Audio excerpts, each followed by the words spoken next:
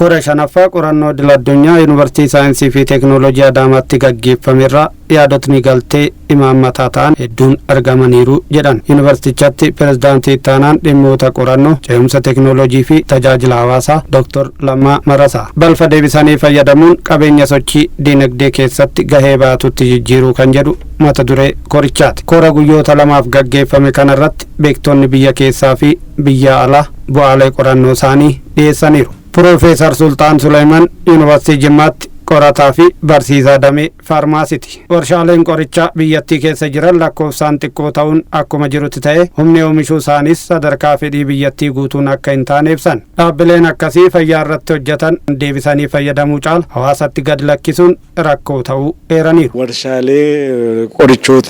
Warshaalee qorichootii akka biyyaatti namni itti fayyadamee hospitaala keessaas akka distribution chain irratti supply chain irrattis normally yeroo adda qorichoonni expiry godhanii qorichoonni hojiidhaan ala ta'anu hin gatamu turanii sanaaf gatamuu akka hin qabne reverse logistic strategy kan jedhu qabatee akka inni deebisnee itti fayyadamnu akka repurpose gochuu dandeenyu haala strategy kaa'ee qaba mootummaan. So isas follow goone circular economy kanaaf akka contribute goonu. Meanwhile waa arga simbira dhakaa tokkoon simbira lama isa jedhamu sana dhakaa tokkoon simbira afur akka ta'u fakkeenyaaf ikoonomii keenya dinagdee keenya hin deeggarra fayyaa hawaasaa hin deegganna seera addunyaa itti mallatteessine hin eegganna pilaas akka balfi immoo dhaqee naannoo faalessine normaalii eeguu qabna kan jedhudha kan meseejiin akkanatti dabarsu. Yuunivarsiitoota biyyoota alaarraa beektonni dhufanis bu'aalee qorannoo isaanii dhiyeessaniiru. Agriikaalchara irratti akkamitti guddisnaa akkamitti miidheegsnaa waan akka roobni waggaa hanqate fa'aa akkamitti rooba hanqina saniif dura beeynee itti qophooynaa guddaan dura jiru. Akkamitti deetaa kana walitti guurree analyze goonee san booda akkamitti poolisii ta'uu teeknooloojii ta'uu akkamitti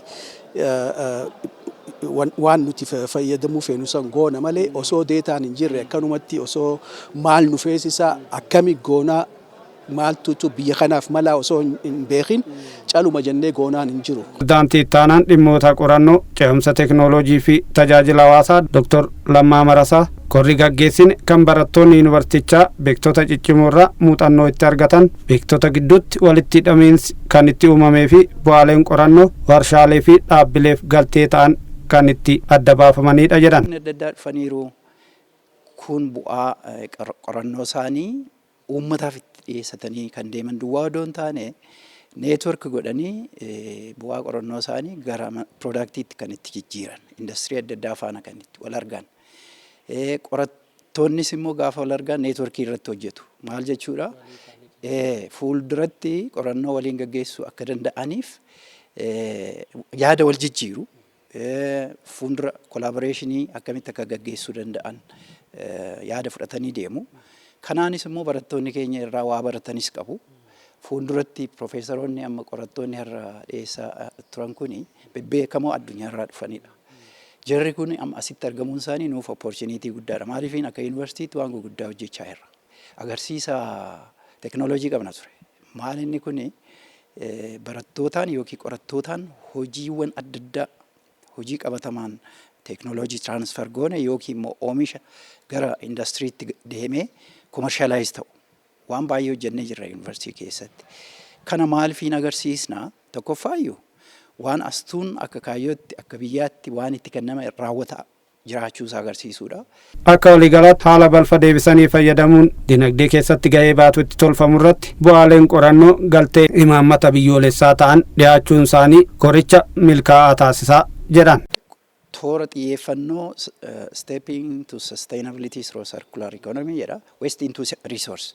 Presentationii profeesaroota odoo argiteetta ta'e profeesaroonni hundi isaanii circular economy irratti focus godhanidha. Kan isaan thematic area isaanii present godhanii kuni akka milkaa'insa guddaatti ilaalla. Maaliifini wanni keenya thematic area nuti define goonee kaane galma gahiira jechuudha. liiniyer moodeelirraa gara sarkulaar moodeelitti deemu. Waan oomishtee tokko itti fayyadamtee gatuu odoo hin taane deebiftee akkaataa itti fayyadamtu. Piroofeesaroonni hundi isaanii sarkulaar ikoonomii irratti fokas godhanii haasa'aa turan.